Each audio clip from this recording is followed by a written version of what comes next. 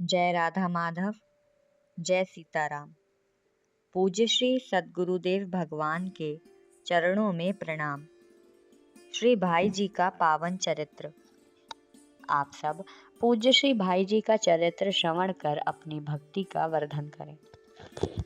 भगवान की मंगलमयता पर संत लोग दृष्टांत देते हैं। एक बुढ़िया थी, घर में दरिद्रता का साम्राज्य था। संपत्ति के रूप में बुढ़िया के पास एक टूटी फूटी झोपड़ी, ओढ़ने का कंथा, पुआलकल की एक चटाई, 3 वस्तुएं ही थी। दिन में भिक्षा मांग लाती, जिससे किसी प्रकार उदर पूर्ति हो जाती। देवयोग से बुढ़िया की झोपड़ी में आग लग गई। कुछ ही क्षणों में कत्था एवं चटाई के साथ झोपड़ी राख के रूप में परिणत हो गई। दूर बैठी हुई बुढ़िया की आंखों से झरझर करते हुए आंसू बह रहे थे। गांव के लोग सभी एकत्रित होकर सहानुभूति प्रकट करने लगे। एक ने कहा, बेचारी बड़ी नेक है, ऐसी नेक पर राम जी का कोप भला क्यों हुआ। दूसरा बोला, होना था सो हो गया, अब हम लोग क्या कर सकते हैं, यह सोचो। तीसरे ने कहा, अजी 3 साल पहले भी आग लगी थी, काका ने चेष्टा करके एक झोपड़ी बनवा दी थी। ग्राम का सरपंच सारी बातें सुन रहा था। अंत में वह बोला, भाइयों, मेरी एक राय है। भगवान की दया से इस वर्ष फसल अच्छी हुई है, हम लोग सभी प्रसन्न हैं। एक बुढ़िया दुखी है, इसका दुख हम लोगों को मेट देना चाहिए। सरपंच की बात का सबने हृदय से समर्थन किया। दूसरे दिन काम प्रारंभ हो गया। ग्रामवासियों ने राख साफ किया। सरपंच का जवान बेटा पास ही खड़ा था। वह बोला, पिताजी, कच्ची झोपड़ी का क्या ठिकाना, फिर कहीं आग लग जाए। जब करना ही है तो एक ईंट की पक्की झोपड़ी बनवा दी जाए, बुढ़िया जीवन भर आशीर्वाद देगी। यह बात सबने पसंद की। अब देर क्या थी, दूसरे दिन काम प्रारंभ हो गया। ग्रामवासियों ने राख साफ किया, नींव खोदी जाने लगी। पक्का बनाना था, इसीलिए नींव गहरी खोदी गई। खोदते समय गड़ा हुआ एक रत्नों से भरा हुआ गगरा निकला। सभी आश्चर्य में पड़ गए। सरपंच ने कहा, वर्षों से बुढ़िया इस स्थान पर रह रही है। इतनी भूमि मेरे पिता ने इस बुढ़िया को दान की थी, अतः धन तो बुढ़िया का ही है। परमात्मा झोपड़ी जलाकर महल बनाना चाहते हैं, महल ही बनना चाहिए। कुछ दिनों बाद वहां एक सुंदर महल शोभा पाने लगा। बुढ़िया उसकी मालकिन थी। उपयुक्त दृष्टांत भले ही कल्पित हो, पर सिद्धांत सच्चा है। सचमुच ही भगवान का प्रत्येक विधान ही परम मंगलमय होता है। देखने में अत्यंत भयानक होने पर भी उसमें अनंत असीम मंगल भरा होता है। भगवान जितना छीनते हैं उससे अनंत गुना अधिक, अनंत गुना सुंदर वस्तु देते हैं। वे देने के लिए ही छीनते हैं। भगवान ने चरित्र नायक के भी देश प्रेम की सारी उमंगें छीन ली, सारा अरमान नष्ट कर दिया, मित्र मंडली तोड़ दी, प्रियजनों से अलग कर दिया, परिवार के किसी भी प्राणी को साथ नहीं रहने दिया, पर छीन कर नष्ट कर बदलने में ऐसी वस्तु दी कि जिसकी तुलना में विश्व की समस्त लोभनीय वस्तु सर्वदा तुच्छ, अत्यंत नग्न है। वह वस्तु थी भगवान का मंगलमय स्मरण। द्वापर के अंत में देवी कुंती ने भगवान श्री कृष्ण से कहा था, नाथ, मैं सुख संपत्ति नहीं चाहती, ऐश्वर्य मुझे नहीं चाहिए। मेरे ऊपर तो सर्वत्र विपत्ति का पहाड़ ही टूटता रहे। दरिद्रता दुख में ही मैं सनी रहूं। जहाँ जाऊं वहीं विपत्ति का जाल मेरे सामने बिछा हो। ऐसा होने से ही हे जगत गुरु, मैं तुम्हें देख पाऊंगी, तुम्हारा वह मुख देख पाऊंगी जिसके देखने से मैं फिर अपना जन्मोत्सव देखने नहीं जा आऊंगी। नाथ, दुख में ही तुम्हारा स्मरण होगा, आर्तकंठ से तुम्हें पुकार सकूंगी। निरंतर मेरा मन तुम्हारे स्मरण से पूर्ण न रहेगा। इसलिए नाथ, मुझे दुख दो, मुझे सुख नहीं चाहिए। राजमाता कुंती जिसकी प्राप्ति के लिए विपत्ति का वरदान मांगती है, वह परम दुर्लभ वस्तु भगवान ने चरित्र नायक को बिना मांगे ही दी। चरित्र नायक का मन भगवत स्मरण, भगवत भजन की ओर झुकने लगा। शिमलापाल का वह गृह संत कुटिल बन गया। दूर तक फैली हुई वृक्षावली मानो वन प्रांत था। पास बहने वाली पयस्वनी सुरसरी धारा थी। चरित्र नायक ने सोचा, जीवन की धारा मंगलमय प्रभु ने ही पलटी है, अब उसी में बह चलूं। धारा के विरुद्ध जा भी नहीं सकूंगा। एक दिन था जब कलकत्ता के जन कोलाहल में बैठकर चरित्र नायक देश सेवा की नाना कल्पनाएं करते। जागने से सोने तक विभिन्न कार्यों में व्यस्त रहते। मन की वृत्तियां वायु की तरह चंचल रहकर हिमालय के उत्तुंग शिखर से कुमारी अंतरिक्ष की अगाध जलराशि तक, कश्मीर के झलझल करते हुए सरोवर से ब्रह्मदेश के गिरिपुंज तक दौड़ती रहती।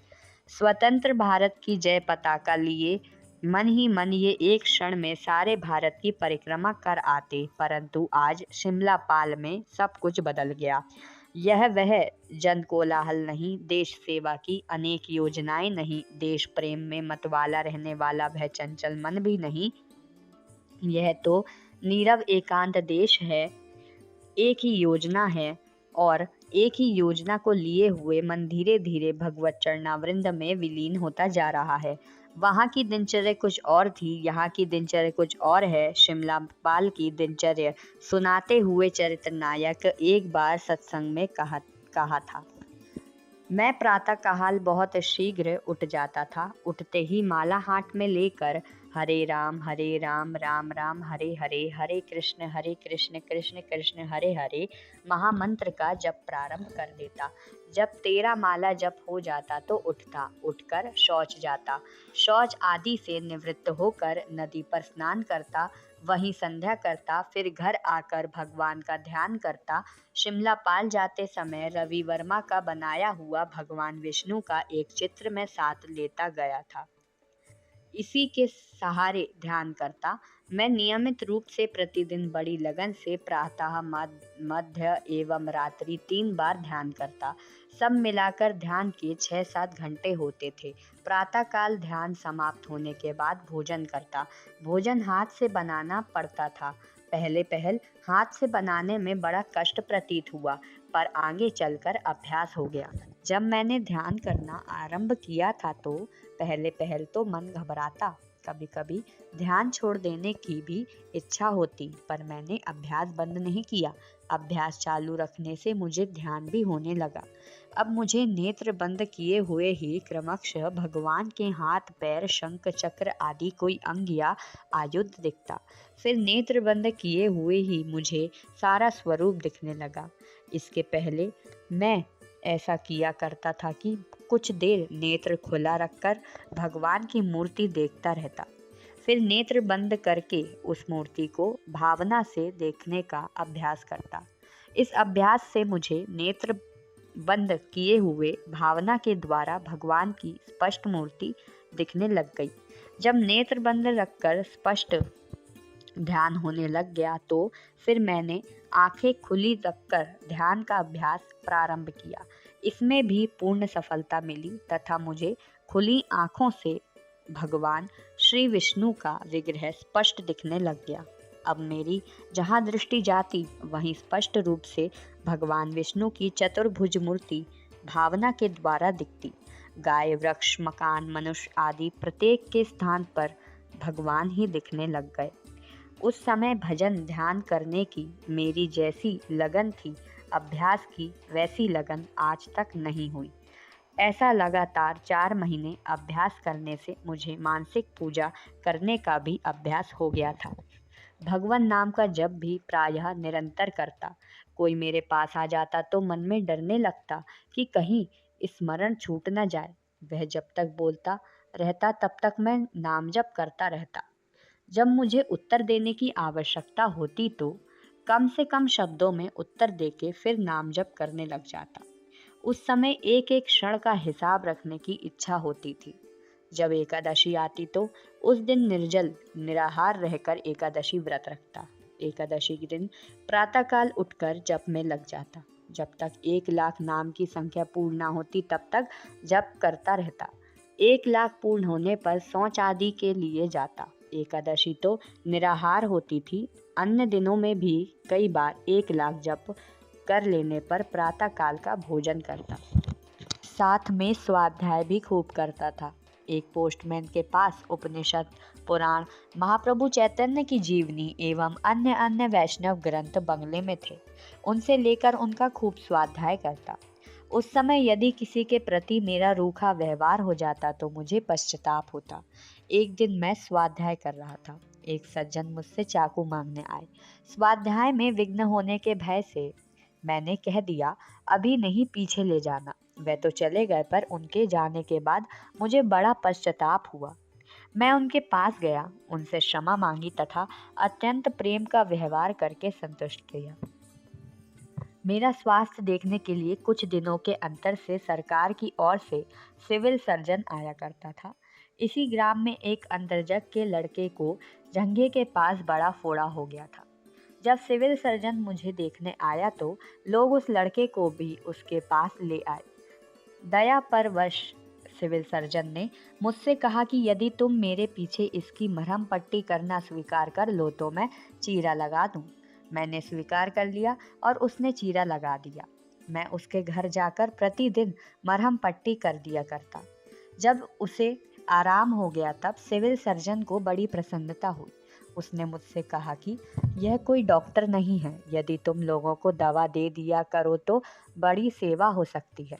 मैंने स्वीकार कर लिया और सिविल सर्जन ने जाकर होम्योपैथिक किताब एवं कुछ होम्योपैथिक दवाइयों की शीशी भेज दी। मैं पुस्तक के आधार पर रोग के लक्षण मिलाकर दवा देने लग गया। लोगों को बहुत लाभ हुआ। एक बार वहाँ हैजा फैला था। मैंने 61 मनुष्य की चिकित्सा की थी, उसमें 58 को आराम हुआ। एक मुसलमान गूंगा था। गूंगापन बहुत वर्षों का था। उसकी स्त्री या माँ उसे लेकर मेरे पास उनके लिए दवा लेने आई। मैं निर्णय नहीं कर पा रहा था कि इसे क्या दवा दूं। उधर मेरी दृष्टि गई। मैंने देखा वह ऊँग रहा था। इस ऊँगने का लक्षण मिलकर मैंने 3 पुड़िया दवा की बांध दी। 3 दिन बाद वह बोलता हुआ आया। लोगों की भीड़ उसके साथ थी। लोग बधाई देते आए थे, पर मैं आश्चर्य में पड़कर सोच रहा था कि सर्वदा भगवत इच्छा से ही इसकी दवा का संयोग लग गया। मैंने इस आशा से दवा ही नहीं दी थी कि इसका गूंगापन मिटे। हाँ, औरों को दवा देते समय उनके रोग की निवृत्ति की आशा से ही दवा देता था तथा लोगों को लाभ भी बहुत होता था। दीन दुखी रोगियों की इस तुच्छ सेवा का मुझे कई गुना अधिक पुरस्कार उनके स्नेहपूर्ण सच्चे आशीर्वाद के रूप में मिलता। इस आशीर्वाद से सचमुच ही मेरे अंतःकरण की शुद्धि हुई। इसी बीच में मुझे दादी की अस्वस्थता का समाचार मिला। मेरे मन में दादी से मिलने की इच्छा हुई। मैंने सरकार को इसके लिए तार दिया, पर उत्तर में मिलने की अस्वीकृति आ गई। मेरे पास तो एक ही बल था। मैं भगवान से सकाम प्रार्थना करने लगा। भक्त वत्सल भगवान ने प्रार्थना सुनी। अस्वीकृति आने के बाद मैंने सरकार से फिर प्रार्थना की, पर सरकार का अपने आप तार आया कि जाकर मिल सकते हो। आश्चर्य यह था कि सरकार की ओर से यह तार मुझे ठीक उसी समय दिया गया था जिस समय मैं भगवान से इस बात के लिए प्रार्थना कर रहा था। भगवत प्रार्थना पर मेरा बड़ा विश्वास है। पहले मैं राजनीतिक एवं सामाजिक जीवन में भी दिन भर में भोलेपन वश ना जाने कितनी बार सकाम प्रार्थना करता। आशरण शरण दीन बंधु प्रभु भी जिन प्रार्थनाओं की पूर्ति में मेरा अहित था, उनके अतिरिक्त मेरी प्रत्येक प्रार्थना सुनते। इस विषय में मुझे बहुत बड़े बड़े अनुभव है। मुझे वहाँ रहते हुए 80 रुपये मासिक सरकार की ओर से खर्च के लिए मिलता था। इसमें से मैं 50 दादी के पास भेज देता, 30 में मकान भाड़ा, नौकर आदि का वेतन देकर 20 मेरे पास बचते, जिसे मैं भोजन वस्त्र में खर्च कर देता। शिमला पाल जाने के 10 महीनों बाद सरकार ने मेरी पत्नी को मेरे पास रहने की आज्ञा दे दी थी। उसके आ जाने पर भोजन वही बनाती तथा दवा की पुड़िया बांधा करती। शेष समय खूब भजन करती। उस समय उसे भी भगवान विष्णु के ध्यान का अच्छा अभ्यास हो गया था। शिमला पाल में कुल 19 महीने रहा। 6 बजे संध्या से प्रातः 6 बजे तक घर से बाहर जाने का निषेध था। पाठक, उपयुक्त विवरण से यह स्पष्ट है कि चरित्र नायक के ये लगभग 1.25 वर्ष कितने सात्विक ढंग से बीते। निरंतर भगवत स्मरण भगवत भजन से मन की सारी चंचलता धुल चुकी थी। दीक्षा संस्कार के समय हृदय में भगवत भजन का, भगवत स्मरण की चाह का जो अंकुर उग आया था, वह इतने दिनों बाद पल्लवित हो सका। इसके पल्लवित होने में अब तक अनेकों बाधाएं थी। नवयौवन की उमंगे थी, कर्तव्य पालन का अहंकार था, संसार का अपना होने का विश्वास था। इस प्रकार अनेकों बोझों से दबा हुआ वह अंकुर उगकर भी ढंग से न उग सका। पर अब सूत्रधार ने अपने कोमल हाथ बढ़ाकर बोझ को हटा दिया था। हृदय हल्का हो गया था। चरित्र नायक अलग खड़े हुए अपने बोझों से अपने को अलग अनुभव करते हुए सोच रहे थे। मेरी उमंगे, मेरा कर्तव्य का अहंकार सब मिथ्या है। मैं अपनी उमंगों को मूर्त नहीं बना सकता। कर्तव्य पालन की सामर्थ्य भी मेरे अंदर नहीं है, तथा जिसे मैं अपना मानता था वह भी अपना नहीं। अपना होता तो वह मुझसे भय नहीं करता। अपने से अपने को तो भय नहीं होना चाहिए, पर मुझे नज़रबंद हुए देखकर तो सभी डरते थे। सचमुच यही बात है। मैंने व्यर्थ के बोझ हृदय पर लाद रखे थे, पर ये उतर कैसे गए? किसने इसे उतार फेंका दिया? ओ, इस आशरण शरण दीन बंधु ने ही उतारा था। बंदी होकर मैं छटपटा रहा था, व्याकुल था, शांति के लिए हाथ फैला रहा था, पर किसी ने जब शांति नहीं दी तो मैंने उनका नाम लेकर पुकारा और वे तत्क्षण आए थे। उन्होंने मेरे हृदय पर का सारा बोझ हर लिया था, मेरी सारी थकान मेट दी थी। तो अब बस अब उन्हीं दीन बंधु के चरणों में ही न्योछावर होना है। अब उन्हीं पदम पलाश लोचन श्री हरि के चरणों में आश्रय लेकर निहाल होना है। चरित्र नायक के इस निश्चय ने हृदय में प्रेम की मंदाकिनी बहा दी।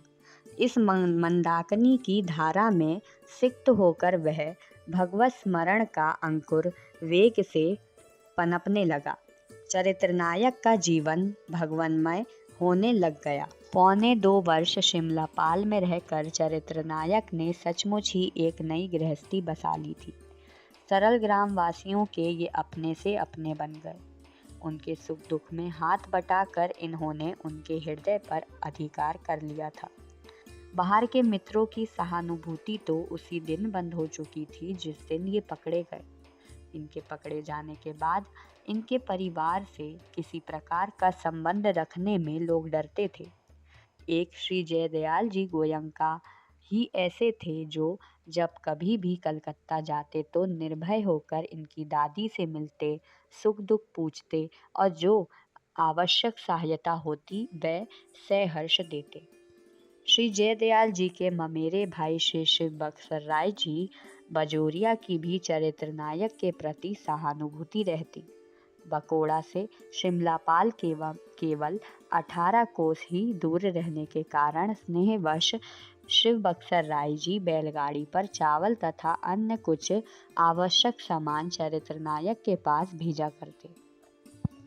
इन दो के अतिरिक्त और सबों ने संबंध तोड़ सा लिया था। उनकी पूर्ति मानो ये शिमलापाल के ग्रामवासी कर रहे थे। अपने अंतस्थल का स्नेह देकर चरित्र नायक को मानो यह संकेत कर रहे थे, वीर, छोटी सी मित्र मंडली के शूद्र स्तोत्र के सूखने से क्या हुआ?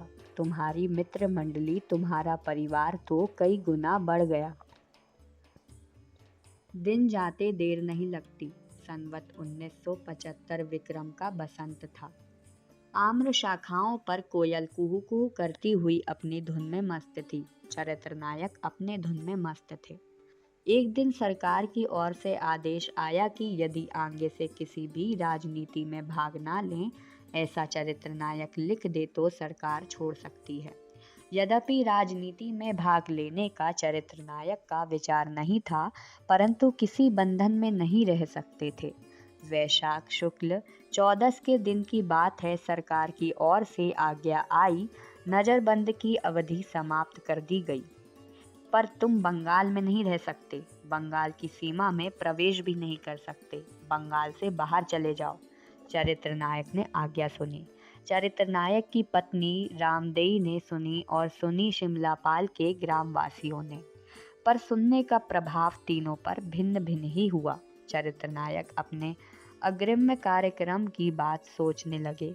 रामदेवी आनंद में फूली हुई अपने बंधन मुक्त पति को साथ लिए मन ही मन देश पहुंच गई तथा ग्रामवासी, शिशु, तरुण, वृद्ध सभी भौचक्के से होकर अभूतपूर्व पीड़ा का अनुभव करने लगे। आह, जो प्रतिदिन हमारी सांझ संभाल करता था, अपने हाथों अपने हृदय के प्रेम से सान कर दवा खिलाता था, जिसके पास अपना रोना सुना सुना कर हम हृदय को हल्का करते थे, वह हनुमान प्रसाद आज जाएगा। हम लोगों से विदा होकर अपने देश में जाएगा, अब अपने परिवार में रहेगा। क्या यह उसका अपना देश नहीं था? हम उसके अपने परिवार नहीं थे? ओह, सचमुच हम लोग तो भूल ही गए थे। वह तो सरकार का बंदी था, अब बंधन मुक्त होकर घर जा रहा था। ग्रामवासियों की आंखों में आंसू बह रहे थे। चरित्र नायक हाथ फैला फैला कर आंतरिक स्नेह से उन्हें हृदय से लगाकर उनके आंसू पोंछते थे। सामने बाकोड़ा ले जाने के लिए बैलगाड़ी खड़ी थी। गदगद कंठ से सांत्वना देते हुए चरित्र नायक पत्नी सहित गाड़ी पर सवार हुए। गाड़ी चली, आगे आगे गाड़ी जा रही थी और पीछे पीछे चल रहा था शिमलापाल का जनसमूह। स्नेहार्दिक हृदय से भावों का स्रोत बहता हुआ चरित्र नायक के कंठ देश में आकर रुकता जाता था। इसीलिए वाणी अस्पष्ट हो गई थी और हाथ जोड़े हुए चरित्र नायक संकेत कर रहे थे, भैया बहुत दूर चले आए, अब लौट जाओ, अब आगे मत आओ, कितनी दूर चलोगे? परमाणु गाड़ी की धुरी से उन ग्रामवासियों का शरीर, मन, प्राण सब कुछ बंधा सा था। धुरी घूमने के साथ ही सब कुछ घूमता हुआ वह धुरी का अनुगमन कर रहे थे। शिमलापाल से कोस से भी अधिक दूर गाड़ी आ चुकी थी, पर ग्रामवासी पीछे पीछे आ ही रहे थे। इस बार अपने हृदय का सारा साहस बटोरकर चरित्र नायक कुछ बोल पाए। मेरे प्यारे भाई, तुम लोगों का यह स्नेह मेरे हृदय पर सदा अंकित रहेगा। इससे अधिक बोलने की सामर्थ्य ना थी, पर इतने शब्द मानो मंत्र थे। ग्रामवासी मंत्रमुग्ध से होकर चुपचाप खड़े हो गए। गाड़ी आगे बढ़ने लगी। कुछ देर बाद आंखों से ओझल हो गई। निराश खिन्न उतरे हुए मुख को लेकर ग्रामवासी लौट रहे थे। उधर गाड़ी भी चिंतामग्न सी हुई बाकोड़ा स्टेशन की ओर बढ़ रही थी। चरित्र नायक बाकोड़ा से सीधे रतनगढ़ चले आए। रामकौर को समाचार मिल चुका था। वह भी कलकत्ता से सीधे रतनगढ़ पहुंची। रतनगढ़ पहुंचकर जिस समय पौत्र की ओर दृष्टि गई तथा पौत्र ने जिस क्षण दादी के चरणों में माथा टेका, उस क्षण का दृश्य देखना ही लायक था। दोनों की आंखें भरी हुई थी, हृदय भरा हुआ था। भरे हुए आंखों से भरे हुए हृदय से निकली हुई रसधारा का अंतरिक्ष में एक मंडल बन गया था। दर्शन की आंख इस मंडल को देख ना पाती थी, पर इसके संपर्क में आकर उनका हृदय भी बरबस भरता जा रहा था। आज हम श्री भाई जी के चरित्र को यहीं विश्राम देते हैं। कल पुनः श्रवण करेंगे। श्री राधे।